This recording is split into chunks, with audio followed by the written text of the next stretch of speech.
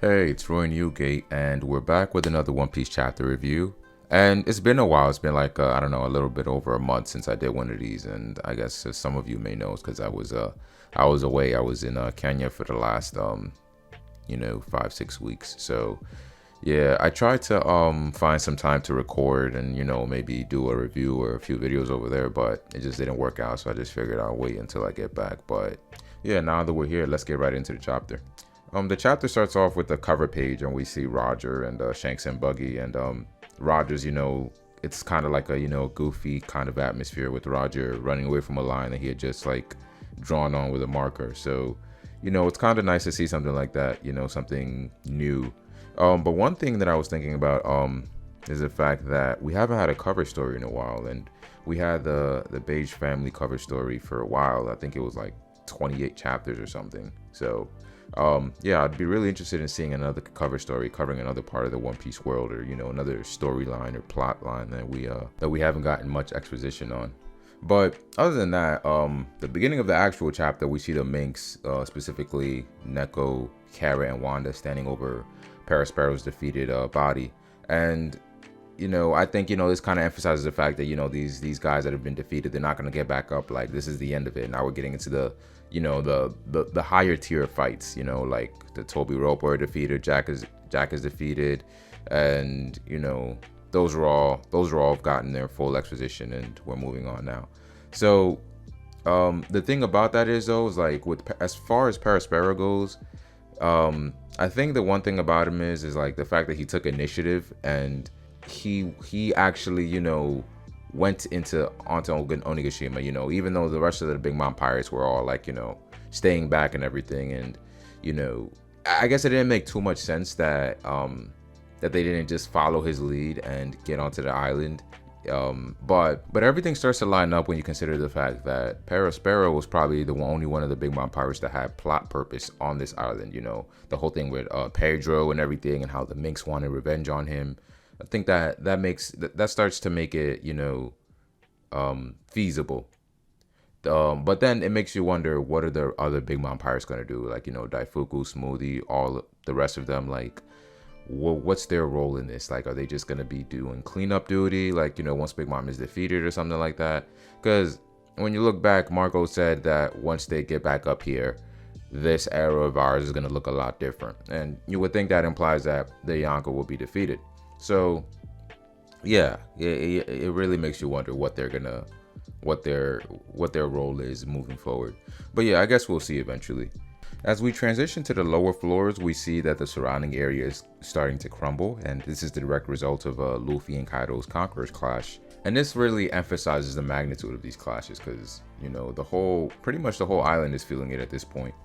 And we also see that Yamato is kind of leaking blood from her head, and this was a complete surprise to me because I thought she had completely defended herself against the Thunder Bagua with the shield that she had up. But I guess it just goes to show how powerful Kaido's attacks are if she was able to guard herself, but then the attack still went through and caused this much damage to her. But moving on, we see that Momo is not exactly over his fears yet. Like, he's still a sort of a work in progress. He had enough resolve to ask Shinobu to age him up so that he had the ability to to do the things that he wanted to do. But he's still not over, he's not exactly over the mountain yet. But with Luffy and Yamato by his side, he's like slowly getting there. And as Kaido notices that Yamato and Momonosuke are trying to get away from the area, he realizes that they're trying to ruin his plans of landing the island on the flower capital. So he goes after them, but this is when Yamato blocks Kaido's attack, and then that's when Luffy comes from behind, and he pretty much tells them that they have to go do what they have to do. And Yamato realizes that this is Luffy basically saying he wants the one-on-one. And in the middle of all of this, Momonosuke asks Kinemon and Kiku to lend him their strength. And I have to wonder if this is him kind of acknowledging that they have passed, or they're actually dead. But I guess we'll have to see in the coming chapters, because it's still not clear, with Oda being Oda, some of these sort of like deaths end up being fake outs. So personally, I'm leaning towards both of them being dead, but you really never know. Now, moving on, we see that Yamato's starting to explain to Momonosuke how dragons actually fly, and she says that they don't actually, just levitate in the air. They use flame clouds that they conjure and use them as footholds to stay afloat. And this time, as Momo begins to do this, he's not actually, having his eyes closed and, gliding through the air in fear, because that's how he was the first time we met him. He was like, had his eyes closed, was going up in an absolute state of shock. And even as early as a couple of chapters ago, he was still like this. But, as we can see, he's still slowly getting adjusted, but he's getting there. And then we see that Onigashima is starting to crumble, and that's a result of the flame clouds that Kaido himself created beginning to weaken. And this makes a lot of sense because he's been fighting nonstop, since the beginning of the raid, while others have had time to rest and everything. And he's been through, I think 17 people. So I guess at this point, his stamina is starting to slowly go down.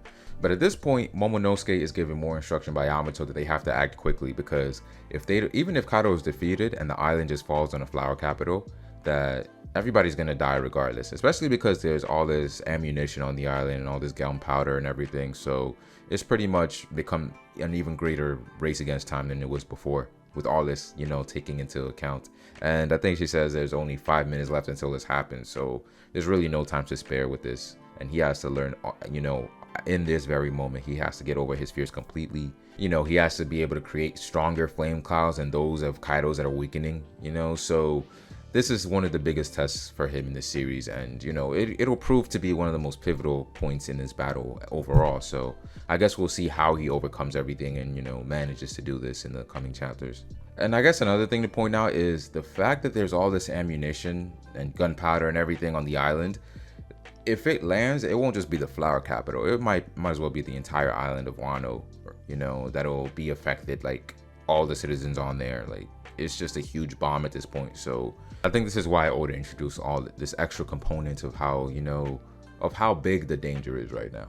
Now, Yamato also pointed out the fact that Luffy can barely stand, and after eating all that meat, you would have thought that he was fully recovered, because in the past, when he had enough meat to eat and everything, and he had gone back into battle, he looked like he was almost fully capable of fighting at his peak power.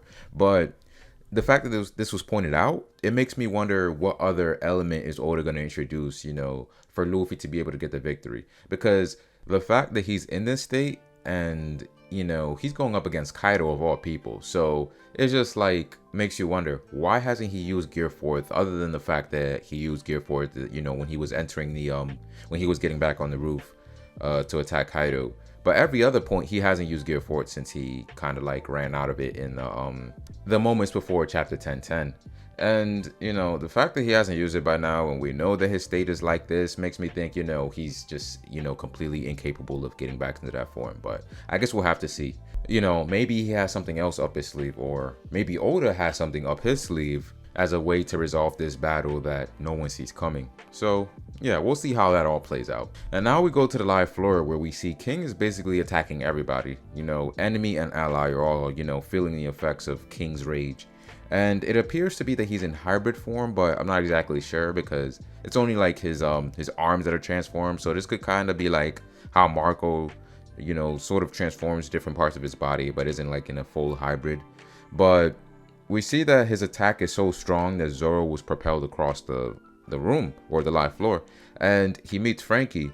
And we eventually learn the reason behind his behavior is because Zoro cracked his mask. And I guess this is kind of reminiscent of Katakuri in Whole Cake Island, when people saw how his face looked underneath his scarf. He kind of got thrown into this fit of rage, because nobody has ever seen him like that. And the same with King, nobody has ever seen his face. So I guess it kind of adds to the similarities between the two. People always say that their designs are very similar, and I guess this just adds more to it. Now, King attacks Zoro again with a named attack, and Zoro, in the middle of his attack, counters with Tiger Hunt, and more of his mask begins to break, and we see more of him as the fight goes on. And as Zoro is still getting propelled backwards, King attacks again, and kind of forces him off the island, and he's about to fall. But then we see a new attack by Zoro called Clearance, which kind of mimics Skywalk, and it helps him get back on the surface. And this is where we see Zoro is visibly angry, because he's upset the King was going to defeat him without the use of a sword. And this kind of feels like a bit of a contradiction, because I think in chapter 1023 he basically said, do what you must. You know, who knows? Maybe even I'll end up tearing out your throat with my teeth. Anything to win. So, you know, I really don't know where Oda was going with here, but yeah, I don't know what to say honestly. It really just feels like a contradiction. I'm struggling to see like a valid explanation for it. Maybe Zoro just had a change of heart, or maybe, you know, he was lying straight up. So yeah, I don't know. Tell me what you guys think about that though, you know, because I'm really curious to see how you guys interpret it. But in any case, I really hope we get to see more of this fight next week, because it's starting to get really interesting, especially with the whole thing about King's mask and why he may not want anybody to see his face. And I really want to see how Zoro responds, because he seems pretty upset himself. So we have to see what that translates into the next chapter, or whenever this fight continues. But with that, we've reached the end of this review, and as always, like the video, comment your thoughts on the chapter down below, and subscribe to the channel as well.